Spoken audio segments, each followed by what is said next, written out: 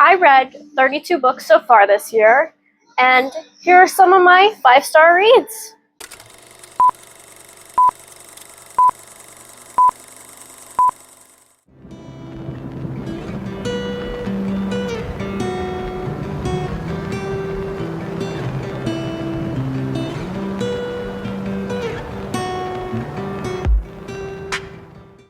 Hi guys, it's Rosalie Reads here, and today we're going to be discussing some of my 5-star reads of the year so far.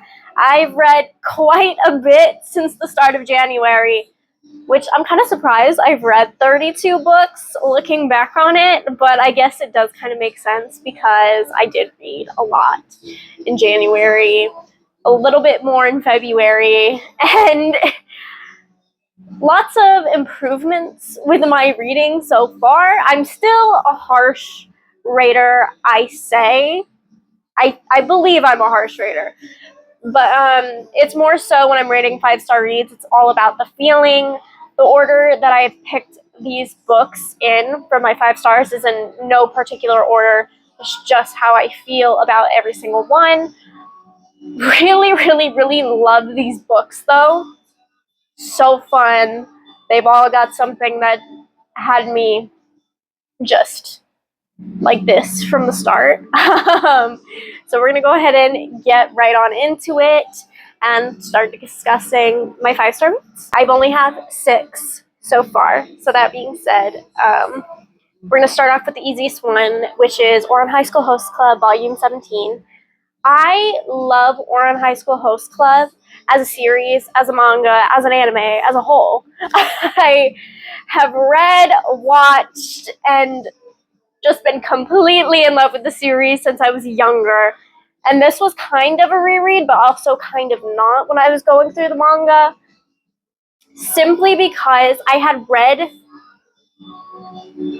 majority of the manga when I was younger. However, I had read them with the library, so that being said, they didn't always have all of the books or have them at the same time in which I needed them. So I went completely out of order. I didn't read 6, 7, 8, 9, 10. I definitely know I read 16 through 18, but it was just a whole lot of jumping around when I first originally read it. So this was kind of a reread for me with the whole series. And I'm just going to describe the series as a whole because overall the series is 5 stars, but this one in particular really got me, but I'm not going to give any spoilers, seeing if you have not read the series or watched the manga. They're very similar, however the manga is a lot longer, so it does have a lot more scenes, issues being delved through. The anime does as well, however, it's more so wholesome. Still carries a lot of the issues from the manga, but the manga does do it better, and it does describe a lot of familial issues going on. And, the manga is just more thorough, is what I'm trying to say. The found family in the series, love. So wholesome. I've been so connected to the series since I was younger, so doing the reread really got to me. Literally cried when I read the last manga, which is the one after this one, and it was a good time overall. The character development, just the characters, period. And there's not really much more to say because it's really just an amazing manga. It's written so beautifully, and it's a fantastic storyline if you're looking something with found family, wholesome, but also does not shy away from deeper topics. Just very, it's so good. Yeah, that's all I have to say about Ouran High School Host Club. I really suggest you guys read it if you guys are into manga or anime or anything like that. I just don't go into it thinking that it's going to be a whole lot of seriousness, because it does make fun of other animes and mangas, because it is kind of like a parody off of those other ones, so don't go into it too serious and thinking that it's going to be just very serious. It's not. Specifically with the twins, if you guys know what I'm talking about, you know what I'm talking about. It's all very stereotypical, how other people like anime, what other stuff goes on in other anime. It's very parody-ish, so don't go into it serious, as I said. So we're gonna do First Time Caller by BK Borison next. Loved, loved, loved. I love it so much. I love it so much. Like, the plot was perfect. Had me intrigued from the start. When I ordered this on Book of the Month, loved it. Absolutely loved the plot, loved the idea. I ordered it along with one other, and it just captured me. Like, it got me. The characters. Can we talk about Aiden Balin? Well, technically Aiden Valentine, but Aiden Balin. I related to him so heavy. Relatable characters for sure. I loved what's her face? Lucy. Okay, I was thinking Lucy in my head, but I wasn't sure if that was right. So I loved Lucy. She was such a strong female main character. Loved the dynamic between her and her kid. And I also loved, I just love Aiden so much. I don't know, because me and Aiden are like this. We have a lot of like the same familial issues. Maybe not similar issues within the family, but we definitely have like similar problems because of the way our lives went down. He's very detached, very doesn't believe in love because of things that has happened in his life, and also just because of the talk show that he's on. And it's just a beautiful story of learning how to fall in love again with life, with love. Just, it was very touching. I sobbed like a bitch, of course. And I just really overall enjoyed the story. It was beautiful. It really was. Because, I don't know. Because I feel like majority of me saying this is a 5-star read is solely because I relate to Aiden so hard.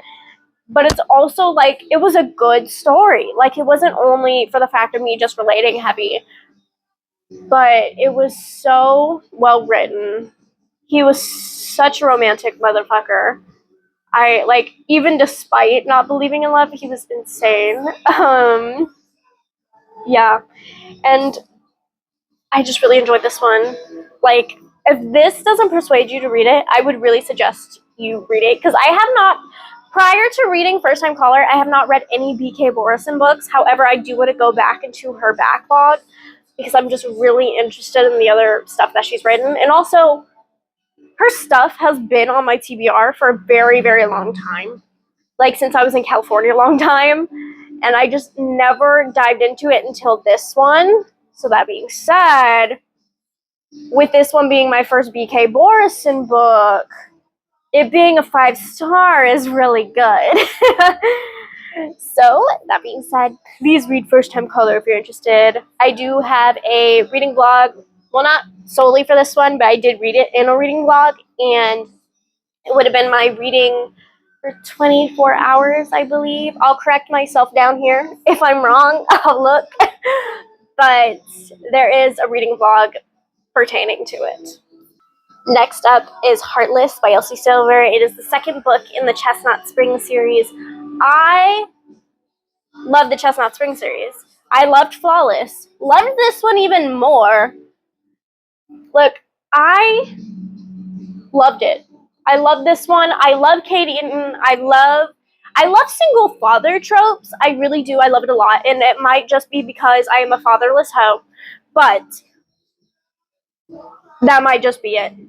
There's no but.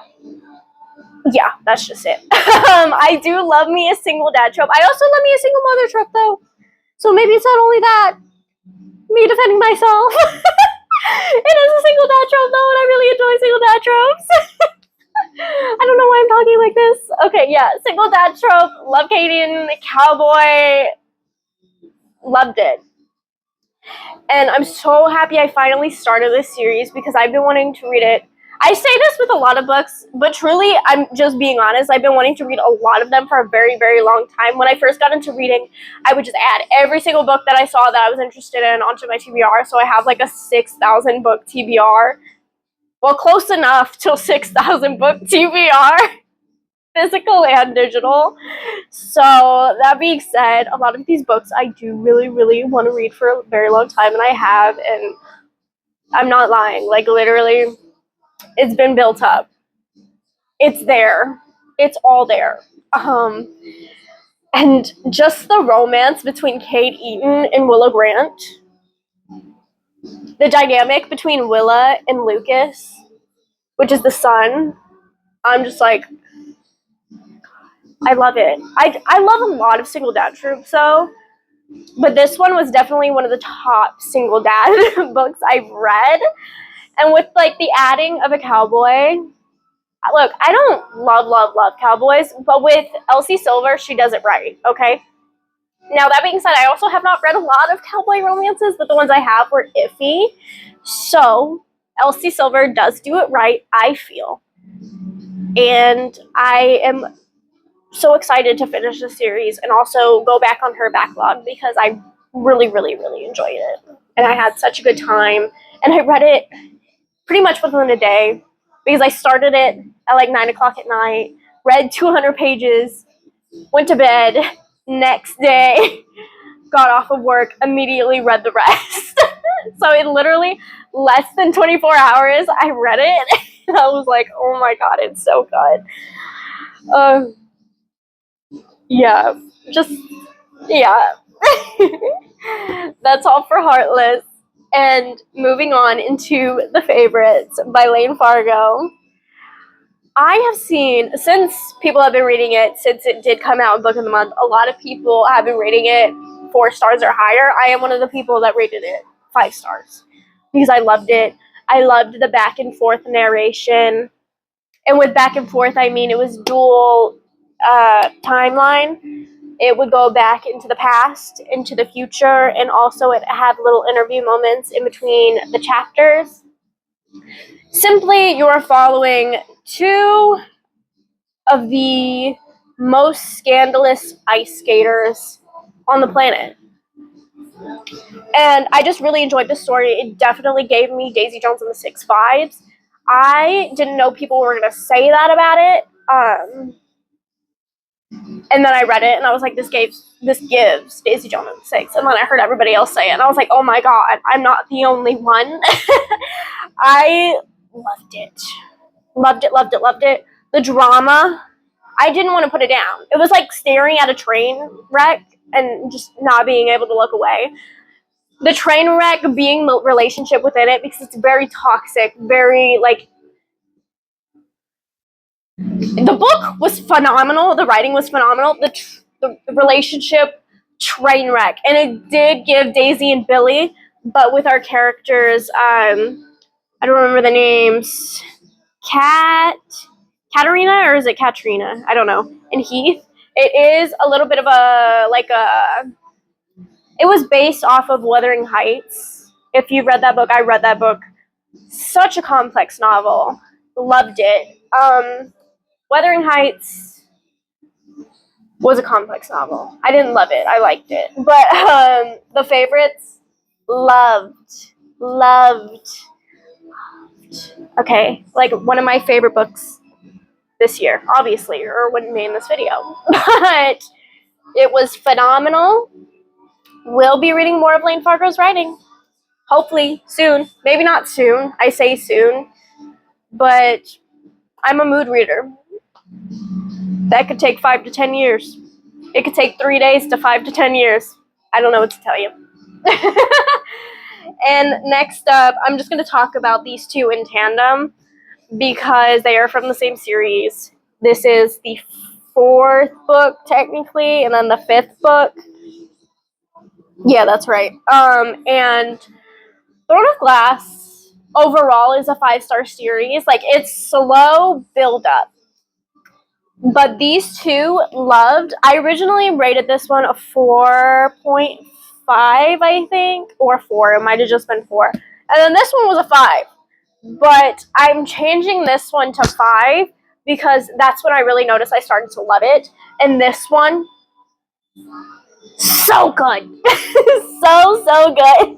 Literally, the romance. Literally Rowan. Literally Rowan. And I just love the characters. I love them so much, so deeply. Lysandra, love her. Bad bitch. I'm not sure if you pronounce it Manon or Manon. I don't know. I've heard both. I've been saying Manon, so that's what I'm going to say. If somebody wants to correct me, you can, but I've heard both ways. So, love Manon. I didn't really like her in this book, but slowly starting to love her within this book because she's such a bad bitch. And with the thing, I've been spoiled with the rest of the series with who she's going to end up with. I'm not going to tell y'all just in case, like, because my reading vlog is going to come out. I am going to say who it is because my Throne of Glass reading vlogs are going to be spoilers simply because I don't know how to keep my mouth shut. And this, the relationship, like, I'm so excited for that relationship. Super, super excited. Really, really want to be involved in it. Like, I just need it. Like, I need it now. Yeah. And that being said, it's a good time. I didn't think I was going to love this series because the first 3 to 4 books were iffy. And I say 3 to 4 because I am including the prequel. I did read the prequel as book 3 and then Red Edgar Fire, so that would have been... Wait. I said this is 4. Is that right? Okay. So I am saying...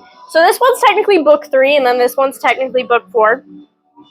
But the way I read it is I read The Assassin's Blade as book 3, so that's why I said this was book 4. Okay, that being said, love the series. Super slow at first, wasn't sure I was going to like it, and then I read this one, and then I started to love it, and I just loved this one. Absolutely adored it. I'm reading the tandem right now. I'm super excited. Like, I'm just, like, really excited to see where the series goes. I am so scared, though, for how it's gonna end. So scared. Literally sobbing, so scared. Yes. Anyway, those are all of my 5-star reads for this year. Thank you guys for watching this video. I know it was a little bit chaotic, a little bit fun, but that is me as a person, okay? Me as a person, that's not gonna go away. I enjoy life to the fullest. Not really. But because I have anxiety. So, that being said, thank you guys for watching. If you guys have any book recs for me, please leave them down below, and I will see you guys in the next video.